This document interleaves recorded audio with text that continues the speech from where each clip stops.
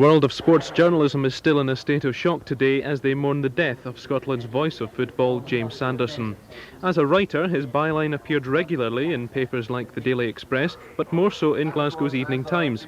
His popularity grew through several slots on Scottish television and seen here answering Radio Clyde listeners' questions after a match at Hampden.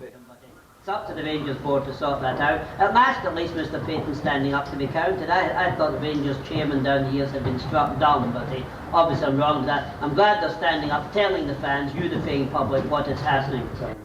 News and sports editor Paul Cooney worked with him on many occasions. Everyone at Radio Clyde is shattered by the death of James Sanderson. He was a larger-than-life character. He was in here every day of the week, and I spoke to him on the telephone, even on Sundays.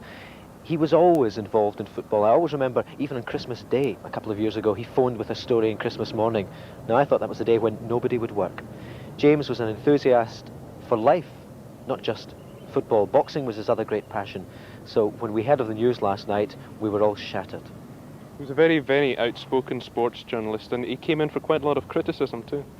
He did. They either loved him or hated him, and many of our listeners and television viewers and the people who read him in his evening paper didn't like what he had to say, but everybody took notice of him, and I think they all respected him. He had travelled the world so many times. He loved to talk about his days abroad, and he also looked forward to many more trips, but he was an authority in the game. People really did respect. I remember the late, great Jock Stein.